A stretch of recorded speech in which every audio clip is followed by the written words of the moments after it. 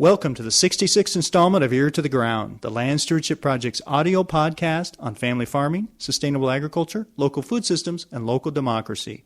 I'm Brian DeVore, editor of the Land Stewardship Letter. Prior to European settlement, the prairie formed the largest ecosystem in North America. It stretched from Canada to Mexico and from the Rockies to Indiana. At one time, a third of Minnesota and 80% of Iowa was covered in prairie plants. Since then, we've lost a tremendous portion of this landscape. In fact, well less than 1% of those native prairies have escaped the plow and bulldozer. We've also lost the ecological services that came with the deep-rooted grasses, forbs, and legumes found in prairies, and the results have been predictable. Increased erosion, less wildlife, more released carbon, and more polluted water. In some ways, we only have a hint as to all the ways prairies improve the environment. Remember, some 80% of the biomass present in a typical tallgrass prairie is underground. Government natural resource agencies have responded by, among other things, preserving as much remnant prairie on publicly owned land as possible. This has helped, but it's not enough. In Midwestern states like Minnesota and Iowa, private agricultural acres make up the bulk of the landscape in rural areas. It's become clear in recent years that if we are to reclaim some of those lost ecological services, a way must be found to make perennial plant systems like grasses, legumes, and forbs economically viable on private working farms. Moonstone Farm in western Minnesota has done just that. Audrey Arner and Richard Handine are producing beef on rotationally grazed pastures that contain a variety of perennial plants. Birds and other wildlife thrive on the farm, and water quality in the vicinity is benefiting, an important point considering that the Minnesota River is less than a mile from Moonstone. The farmers sell their beef directly to consumers and restaurants that are seeking a natural, great-tasting product that's good for the environment. Farmers like Arner and Handine have impressed natural resource professionals like David Traba, manager of the Lacoparo Wildlife Management Area, a nature preserve operated by the Minnesota Department of Natural Resources near Moonstone Farm. Traba and other natural resource managers have even begun experimenting with utilizing livestock from neighboring farms as tools for maintaining prairie health.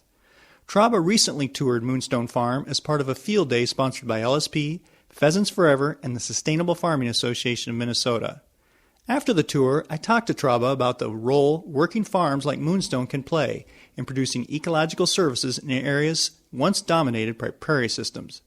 In the next episode, Audrey Arner's comments on the challenges and benefits of their farming system will be featured. You know, the whole western one-third of Minnesota was the prairie biome and the tallgrass prairie. And the tallgrass prairie stretched from Canada all the way down to Texas. You know, here again in Minnesota, the whole western one-third of the state was an absolute sea of grass.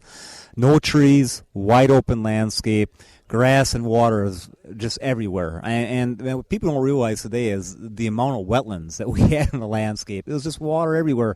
And we're talking shallow lakes and seasonal wetlands. Seasonal wetlands only hold water for maybe a few weeks, maybe a few days, but they really are a backbone for a wild wildlife population, especially waterfowl. But that's what Minnesota was. And then you got east, you got into, the hardwood forest gradient. But where we are tonight, we were smack dab in the tallgrass prairie. And that landscape, it's incredible, but it was sustained by fire and grazing animals, lightning strikes. And we're talking huge fires. I often find it interesting today when news media report, we have a fire in such and such an area and it burned 20 acres. Well, pre-settlement, we're talking fires that would have burned hundreds of square miles until they hit a major river system, and then maybe would even have jumped over that and went until we had a big rain event. But fire and then the bison herds and the elk herds that followed them really what formed a tallgrass prairie, and prairie needs disturbance to survive. Maybe what we'll talk to, the worst thing you can do to a tallgrass prairie is no management. That's kind of what Minnesota was. And, of course, a lot has changed, and really in a short period of time. We estimate in Minnesota we had 18 million acres of tallgrass prairie. Today, less than 1% remains. So maybe 180,000 acres, and I think only half of that is protected. So the remaining percentage that we have out there is still vulnerable to development, alterations from a variety of means. So what we do have less is an absolute biological treasure. And so as a department, of course, we're very interested in preserving that landscape. And we did, talking about the evolution of our management, working with the DNR, we have the State Wildlife Management System, and our, one thing we do is we acquire land and then we try to restore it, put it back in this part of the state, put it back in the grasslands, restore the wetlands, and get that community back in. And a lot of areas we bought, old remnant prairie, and some of that was in pretty tough shape. Had heavy grazing pressure for many years, so a lot of your plant species were missing. And I think our initial reaction earlier on was, we got to pull the cows off, and so that's kind of what we did. And then we're going to use fire, and fire management's great. Prairie needs fire to survive. But I think as our thinking within the department evolved, we realized we're missing that grazing interaction. And my mentor was Terry Wolf of the Crookston office. And Terry was, and I think there were some older managers or managers before him that were working with grazing on public lands.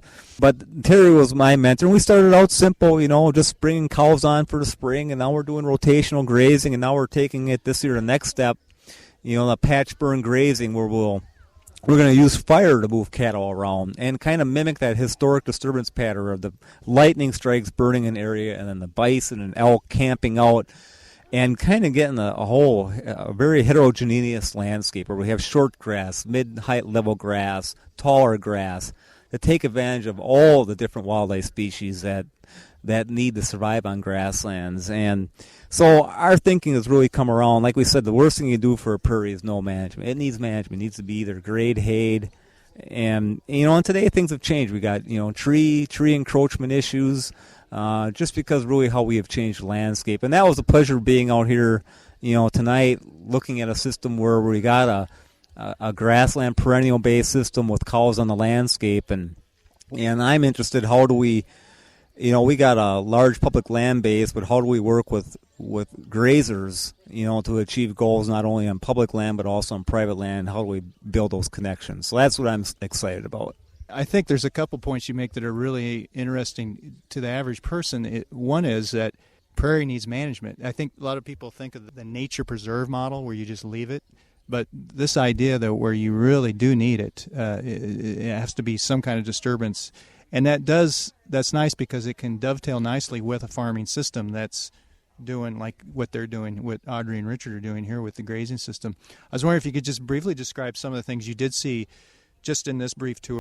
Yeah, well, I think the thing I noticed was the amount of bird life. It was loud with birds singing. And, we got a creek running through the property. They got some, different tree plantings. So just a lot of bird life compared to, just a few miles away where it's more corn and beans. So you're bringing in diversity. The number of insects. And people, what's a butter? Who cares? But insects form the food pyramid, and people think of it. And, if you want to relate it to how hunters should view it, insects are what birds eat when they first come out of the egg. If you don't have insects on the landscape, you're not going to have birds on the landscape. And so, seeing insects when you're walking around underneath your feet moving, that's something you don't always see anywhere. And then with their grazing system, they're on cool season grasses, which is a whole different ball game compared to the native prairie that was here originally. That's a warm season base. But I think, I don't see, their grazing pressure is relatively light. They're in a certain rotation for a number of days, and then they're moving on somewhere else. Well, that brings plenty of height for birds to bring their broods into, or there's plenty of areas that are idle during the nesting season where you can have birds nesting in there. So those are some of the things that I noted, and you just don't see a lot of that in Minnesota anymore.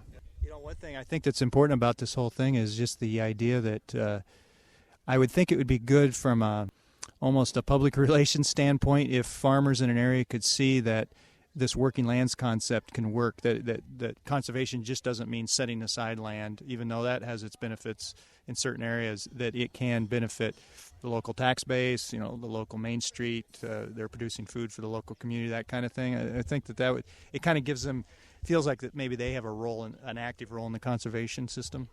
Well, yeah, very much so. I mean, we talk about our state wildlife management area system, and I'll say, yes, we're acquiring land for public hunting and wildlife production.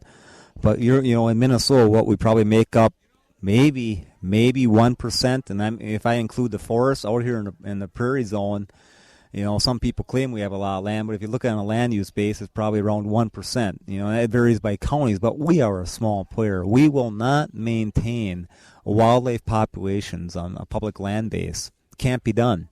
So private land is going to be huge. And, with the Conservation Reserve Program, from a wildlife standpoint, you got to build idle into it. But what we were on the farm here today, that can be that pasture in the corner, and it's complicated. Difference for what wildlife species we're dealing with.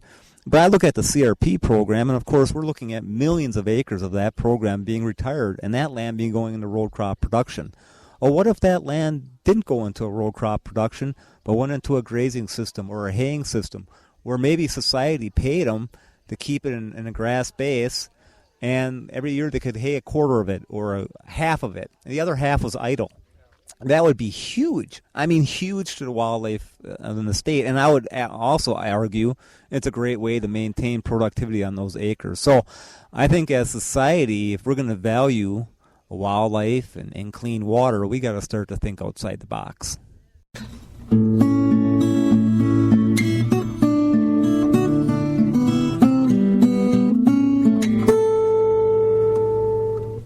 For more information on how farming systems can benefit natural habitat, see www.landstewardshipproject.org.